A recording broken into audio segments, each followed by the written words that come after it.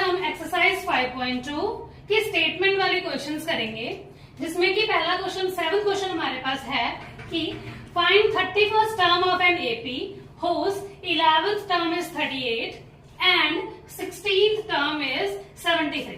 तो हमें 11th term मतलब A11 38 दिया गया है और 16th टर्म मतलब कि A16 73 दिया हुआ है, और हमें 31st टर्म मतलब A31 हमें फाइंड करना है।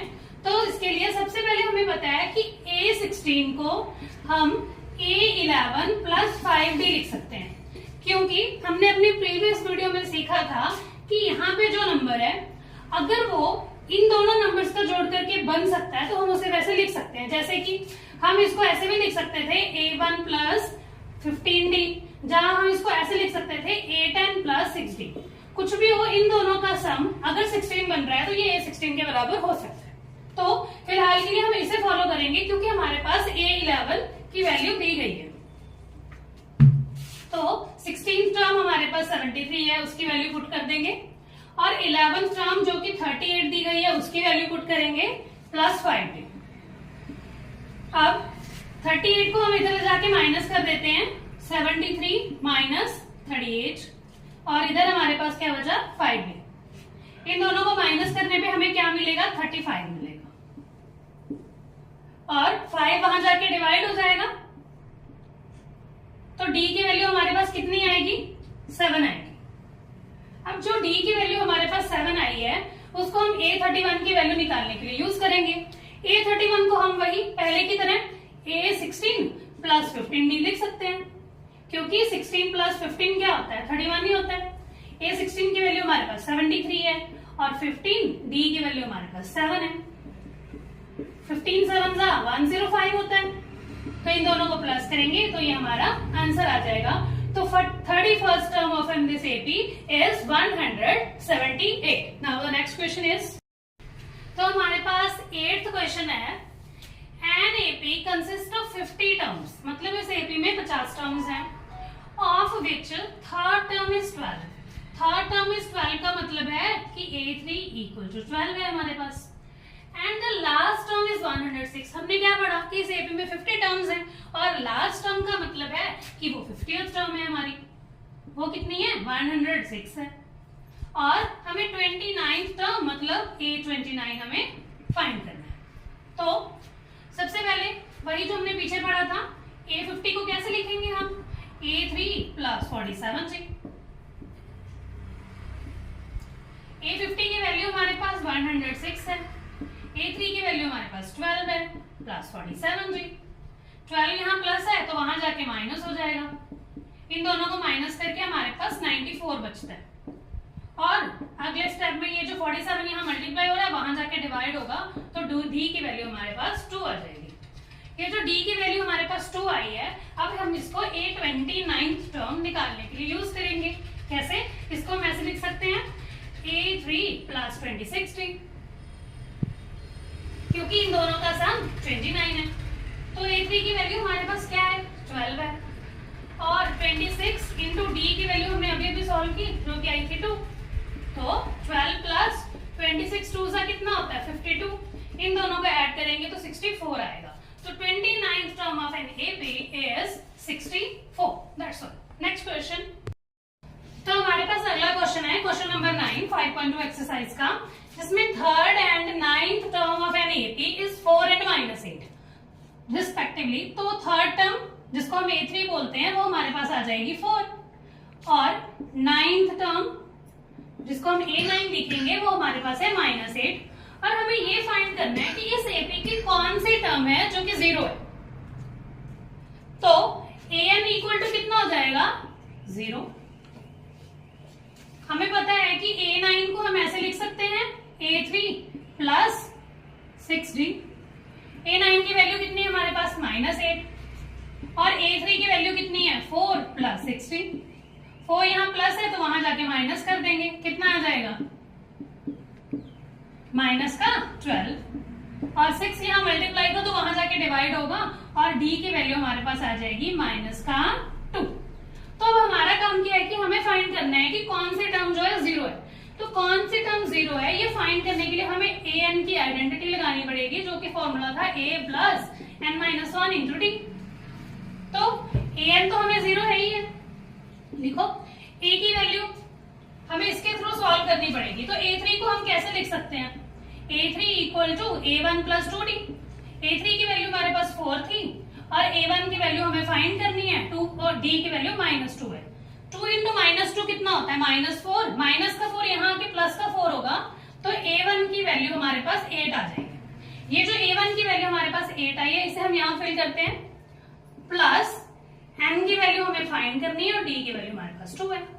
तो प्लस का 8 यहाँ आके माइनस का 8 हो जाएगा, 0 माइनस 8 -8 होता है, और -2 यहाँ मल्टीप्लाई तो वहां जाके डिवाइड होगा। इन दोनों को सॉल्व करके 4 आएगी हमारे पास, माइनस का 1 यहाँ जाके प्लस का 1, तो n की वैल्यू आ गई 5। तो हम कह सकते हैं कि इस एपी की 5th टर्म है जो कि 0 है। नेक्स्ट क्वेश्चन, हमारे पास क्वेश्चन है 17th term of an AP exceeded its 10th term by 7। तो कहने का मतलब क्या है कि 17th term मतलब ये 17 एक्सीड करती है 10th term को, तो 10th term में से कुछ ऐड होगा, क्या ऐड होगा 7, और हमें कॉमन डिफरेंस फाइंड करना है, मतलब हमें D कैलकुलेट करना है। तो D को कैलकुलेट करने के लिए हम क्या करेंगे, A17 को हम ऐसे लिख सकते हैं A10 प्लस 7D, और यहाँ पे हमारे पास क्या है A10 प्लस 7 है। A10 से A10 माइनस हो जाएगा, हमारे पास क्या बचेगा 7D इक्वल टू 7 बचेगा, और इससे हमारे पास D की वैल्यू 1 आ जाएगी, तो हमारा कॉमन डिफरेंस 1 है। ये हमारा आंसर है। नेक्स्ट क्वेश्चन, हमारे पास नेक्स्ट क्वेश्चन है विच टर्म ऑफ AP हमें दी गई है, क्या है AP 3, 15, 27 and 39 will be 132 more than its 54th term। तो हमारे पास क्वेश्चन ये है कि एपी की कौन सी टर्म ऐसी होगी जो इसकी 54th टर्म से भी 132 ज्यादा होगी। एक्चुअल इक्वेशन हमारे पास ये बनेगी कि कौन सी टर्म तो हम उसे an लिखेंगे, 54th टर्म से तो हम उसे a54 लिखेंगे, उससे 132 ज्यादा है। तो हमारा एक्चुअल क्वेश्चन ये बनता है। तो सबसे पहले हमें क्या निकालना है, इस एपी से a की वैल्यू कैलकुलेट करेंगे तो हमारे पास 3 आएगी, और d की वैल्यू निकालने के लिए हम लिखेंगे 15 माइनस 3, जैसे कि हम फॉर्मूला लिखते थे ना a2 माइनस a1, जब b माइनस ab लिख देते थे, तो 15 माइनस 3 कितना होगा 12। तो यहाँ पे हमारे पास d की वैल्यू आ जाएगी 12, जिसे हम कॉमन डिफरेंस बोलते हैं। अब हम अपने क्वेश्चन की तरफ चलते हैं। हमें सबसे पहले क्या लिखा है, an लिखा हुआ है, हम ये सारी वैल्यू साइड पे लिख लेते हैं ताकि क्वेश्चन के लिए स्पेस हो जाए। हमें दिया हुआ है an equal to a54 plus 132। तो an का formula a plus n minus 1 into D, a54 a1 plus a भी लिख सकते हो a1 भी लिख सकते हो, प्लस 53d लिख सकते हैं, इसको हमने ये ट्रिक हमने पढ़ी हुई है, प्लस 132 हो जाएगा। तो अब a की वैल्यू हमारे पास 3 है, n माइनस 1, d की वैल्यू हमारे पास 12 है, अगेन a की वैल्यू हमारे पास या a1 की वैल्यू हमारे पास 3 है, प्लस 53, और d की वैल्यू हमारे पास 12 है, ये 132 है। 3 यहाँ प्लस हो रहा है, यहाँ जाके माइनस होगा, तो ये दोनों 3 तो आपस में कैंसिल हो जाएंगे। हमारे पास बचता है n माइनस 1 इंटू 12, और यहाँ पे 53 और 12 को मल्टीप्लाई करके हमारे पास आएगा 636 और प्लस 132। अब n माइनस 1 इंटू 12 को ऐसे रहने देते हैं, इन दोनों को प्लस करते हैं तो कितना आ जाएगा 8, 6 एंड 7। तो इन दोनों को प्लस करके आया 768। 12 हमारे पास यहाँ मल्टीप्लाई हो रहा है, तो हम अगले स्टेप में इसको दूसरी साइड में जाके डिवाइड कर देते हैं। जब हमने इसको 12 से डिवाइड किया तो हमें पता है कि 12 6 72 होता है और 12 4 48 होता है, तो इन दोनों को डिवाइड करके हमारे पास 64 आया। अब n माइनस 1 हमारे पास 64 है, और माइनस का 1 वहां जाके क्या हो जाएगा, प्लस का 1 हो जाएगा, तो ये क्या आ जाएगा 65। तो इस एपी की ऐसी कौन सी टर्म है जो 54 से 132 ज्यादा है, तो वो टर्म है 65th term of an AP. That's all, thank you. Next question, हमारे पास नेक्स्ट क्वेश्चन है 2 APs have the same common difference. तो सबसे पहले हमारे पास दो एपीज गिवन है जिनका कॉमन डिफरेंस सेम है, और ये भी बोला गया कि difference between their 100th term, मतलब उनकी 100th टर्म में आपस में जो डिफरेंस है वो 100 है, और हमें उनकी 1000th टर्म का डिफरेंस फाइंड करना है। तो सबसे पहले हम 2 एपीज लेते हैं जो कि अलग अलग होंगी। जैसे कि पहली एपी हम ले लेते हैं A1, A2, A3 so on up to AN, और दूसरी एपी को थोड़ी अलग डिनोशन देने के लिए हम उसको capital A1, capital A2 up to capital AN तक ले लेते हैं। और क्वेश्चन में जैसे कि बोला गया था कि उनका कॉमन डिफरेंस सेम है, तो हम उनके कॉमन डिफरेंस को D से ही डिनोट करेंगे।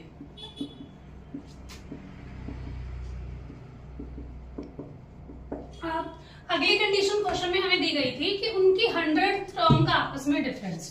तो पहली एपी की 100th टर्म को हम स्मॉलेस्ट a डालकर डिनोट करेंगे, और जो दूसरी एपी उसकी 100th टर्म को हम कैपिटल A डालकर डिनोट करेंगे। और दिया क्या हुआ है, उनका डिफरेंस आपस में हमें 100 दिया गया है क्वेश्चन में। तो हमें पता है कि हम इसको कैसे लिख सकते हैं, A1 प्लस 99D, और इसको A1 plus 99D, again D हमने सेम इसीलिए लिखा क्योंकि क्वेश्चन में दोनों का कॉमन डिफरेंस सेम दिया गया था। अगर सेम नहीं दिया होता तो हम इसके कॉमन डिफरेंस को भी किसी और डिनोशन में दिखाते। तो इक्वल टू 100 है, इस ब्रैकेट को ओपन करते हैं, A1 plus 99D minus capital A1 minus 99D equal to 100 है। ये 99D माइनस और ये 99D प्लस, तो दोनों आपस में माइनस हो जाएंगे।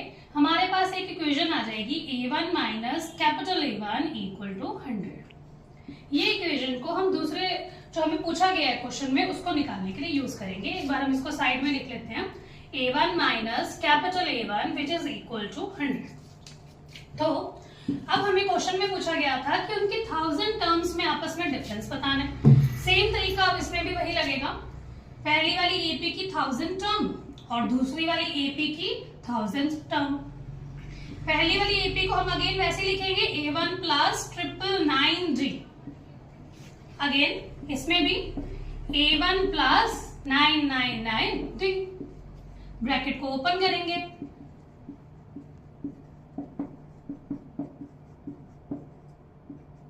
तो ये अगेन माइनस हो जाएंगे, हमारे पास बचेगा smallest A1 minus capital A1। और हमने ये पहले ही प्रूव कर दिया था कि इसकी वैल्यू 100 है, तो ये 100 आ जाएगा। तो इससे प्रूव हो गया कि इन दोनों एपीज की 1000 टर्म का आपस में जो डिफरेंस है वो 100 है। नेक्स्ट क्वेश्चन, हमारे पास नेक्स्ट क्वेश्चन है, how many 3 digit number are divisible by 7।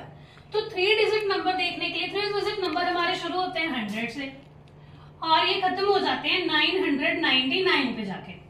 तो हमें इसके बीच बीच में 7 के डिविजिबल्स देखने हैं कि कितने होंगे। तो सबसे पहले 100 के बाद 105 ऐसा पहला नंबर है जो 7 पे डिविजिबल होता है, और उसके बाद 112, और ये सीरीज ऐसे ही चलती रहती है। और लास्ट में हमें देखना होगा कि कौन सा नंबर जाएगा। तो 999 से पहले 994 ये नंबर है जो 7 पे डिविजिबल होगा। तो ये हमारी एपी बन गई, जिसमें एपी की लास्ट टर्म क्या है 994 है, फर्स्ट टर्म 105 है, और कॉमन डिफरेंस हमें पता ही है 7 होगा। तो उन्होंने हमसे पूछा था कि हाउ मेनी टर्म्स, तो हाउ मेनी का मतलब है कि हमें n फाइंड करना है। तो सबसे पहले हम क्या करेंगे, an का फॉर्मूला लगाएंगे, जिसमें हम उसे लिखेंगे a plus n-1 into D लिखेंगे। an मतलब लास्ट टर्म को डिनोट करता है, इसको tn से भी लिखा जाता है। तो an की वैल्यू है हमारे पास 994, a की वैल्यू है हमारे पास 105, n-1 और d की वैल्यू है हमारे पास 7। तो सबसे पहले 105 को हम यहाँ माइनस कर देंगे, 994 माइनस 105 और ये आ जाएगा 889। यहाँ पे हमारे पास बचेगा 9-1 इंटू 7। ये जो 7 यहाँ मल्टीप्लाई हो रहा है यहाँ जाके डिवाइड हो जाएगा, तो इनको डिवाइड करके हमारे पास आएगा 127। माइनस का 1 यहाँ जाके प्लस का 1 हो जाएगा, तो n-1 इक्वल टू 127, माइनस का 1 +1 होगा तो n की वैल्यू हमारे पास आएगी 128। तो 100 से लेके 999 तक 128 नंबर हैं जो 7 से डिविजिबल होंगे। Next question, we have given the next question is how many multiples of 4 lie between 10 and 250। तो 10 के बाद 4 का पहला मल्टीपल 12 होता है, उसके बाद 16 होगा, अप टू 250 तक में से लास्ट मल्टीपल होगा 4 का 248। तो इसके अकॉर्डिंग हमें एपी की पहली टर्म 12 हो गई और लास्ट टर्म 248 हो गई। हमें हाउ मेनी टर्म्स फाइंड करनी है, तो हमें n फाइंड करना है। फॉर्मूला लगाएंगे an इक्वल टू, जिसको हम LZTN भी डिनोट करते हैं, a plus n minus 1 into D. an की वैल्यू हमारे पास 248 है और a की वैल्यू हमारे पास 12 है। n की वैल्यू फाइंड करनी है और d की वैल्यू हमारे पास 4 आ जाएगी। इन दोनों को माइनस करके जब हम 4 के मल्टीपल्स फाइंड करने हैं तो d की वैल्यू 4 ही आएगी। उसके बाद इसमें से 12 माइनस हो जाएगा, इन दोनों को माइनस करके 236 आएगा इक्वल टू n माइनस 1। 4 यहाँ के डिवाइड होगा तो ये हमारे पास आएगा 4 5 20, 4 9 36, माइनस का 1 यहाँ जाके प्लस का 1, तो ये हमारे पास आ जाएगी n की वैल्यू 60। तो इन दोनों को डिवाइड करके हमारे पास 59 आ जाएगा, माइनस का 1 यहाँ जाके प्लस होगा तो 59 प्लस 1 इक्वल टू n, तो n की वैल्यू हमारे पास आ जाएगी 60। So we can say that here are the 60 multiples of 4 which are like between 10 and 250। Next question, हमारे पास नेक्स्ट क्वेश्चन है for what value of n। तो n की वैल्यू हमें फाइंड करनी है यहाँ पे। Are the nth term of 2 APs, AP एक हमें AP ये दी हुई है और एक AP 3, 10 और 17 दी हुई है। तो सबसे पहले हम क्या है, दोनों APs को नोट करते हैं। पहली AP हमें दी हुई है 3, 10, 17 so on, और दूसरी AP है 63, 65, 67 so on। तो इसकी फर्स्ट टर्म जिसे A बोलेंगे वो 3 होगी और कॉमन डिफरेंस निकालेंगे 10 माइनस 3 जो कि हमारे पास क्या आएगा 7 आएगा। उसके बाद दूसरी एपी में इसकी फर्स्ट टर्म को हम डिनोशन थोड़ी अलग दे देंगे, इसको लिखेंगे 63 और इसका जो कॉमन डिफरेंस है वो हमारे पास आएगा 65 माइनस 63, जैसे कि हम लिखते थे a2 माइनस a1 जब b माइनस a, तो वो हमारे पास आएगा 2। अब उसने क्वेश्चन में दिया है कि इनकी nth टर्म है जो दोनों एपीज की वो इक्वल है। तो दोनों एपीज की nth टर्म को लिखने के लिए इसकी nth टर्म को हम ऐसे लिखेंगे और इसकी nth टर्म को कैपिटल A के साथ डिनोट करेंगे। तो क्वेश्चन में हमें गिवन है कि दोनों की nth टर्म्स इक्वल हैं। अब इसका फॉर्मूला अप्लाई करते हैं। इसकी nth टर्म को हम कैसे लिखेंगे, a plus n minus 1 into D, और यहाँ पे इसकी nth टर्म को a plus n minus 1 into D, क्योंकि d की डिनोशन यहाँ पे हमने कैपिटल D से दी है। तो a की वैल्यू पुट करते हैं, कितनी आएगी 3, n की वैल्यू फाइंड करनी है और d की वैल्यू है हमारे पास 7। यहाँ से a की वैल्यू है हमारे पास 63, n की वैल्यू फाइंड करनी है और d की वैल्यू है हमारे पास 2।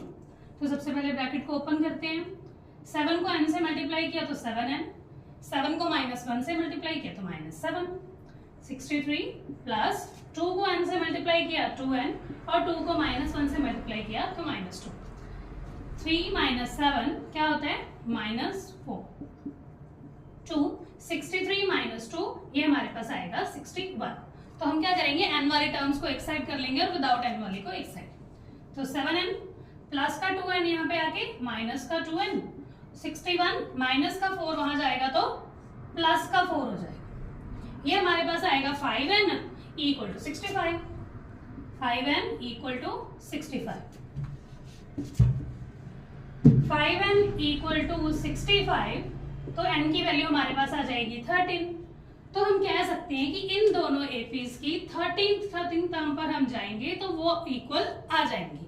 Next question, we have the given question is whose AP whose third term is 16। It means A3 equal to 16 है हमारे पास और 7th term exceeds the 5th term by 12।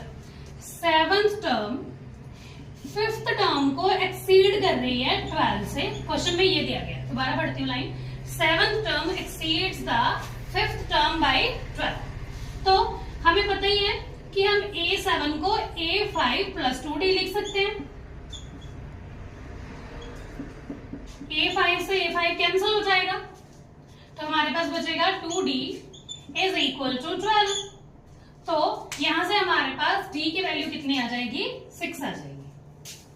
D की ये जो वैल्यू 6 आई है, इससे हम बाकी AP की बाकी जो टर्म्स हैं वो डिटरमिन कर सकते हैं। वो कैसे करेंगे, D की वैल्यू हमारे पास 6 आ गई है। हमें पता है A3 को ऐसे लिखा जा सकता है A1 + 2D = कितना दिया हुआ है, 16 दी हुई है, थर्ड टर्म।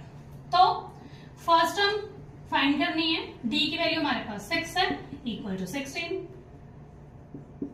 2 6 12 होता है, 12 यहाँ प्लस तो वहां जाके माइनस होगा, तो फर्स्ट टर्म हमारे पास आ जाएगी 4। तो एपी की फर्स्ट टर्म हमारे पास 4 है। सेकंड टर्म निकालने के लिए जस्ट उसमें कॉमन डिफरेंस ऐड करेंगे, कॉमन डिफरेंस हमारे पास 6 है, तो नेक्स्ट टर्म 10 आ जाएगी। और उसके नेक्स्ट टर्म निकालनी है तो उसमें अगेन डी ऐड करो, डी हमारे पास 6 है, तो ये 16 हो जाएगी। फोर्थ टर्म निकालने के लिए फिर से उसमें 6 ऐड करेंगे तो ये 22 आ जाएगी। तो क्वेश्चन में हमें एपी पूछी गई थी, तो हमारी एपी क्या बन रही है, 4 10 16 22 सो ऑन। नेक्स्ट क्वेश्चन, हमारे पास नेक्स्ट क्वेश्चन है, find the 20th term from the last term of the AP. तो हमें इस एपी की लास्ट टर्म से 20th टर्म फाइंड करनी है। तो सबसे पहले हम क्या करते हैं, 3 8 13 ऐसे करके इस एपी को लिख लेते हैं। और जैसे कि फर्स्ट एंड सेकंड टर्म को हमें देखने पे पता ही लग रहा है कि हमारे पास जो कॉमन डिफरेंस आएगा वो 5 आएगा। तो दूसरा स्टेप हमारे पास ये होगा कि हम इसमें एक और टर्म इंसर्ट कर देते हैं।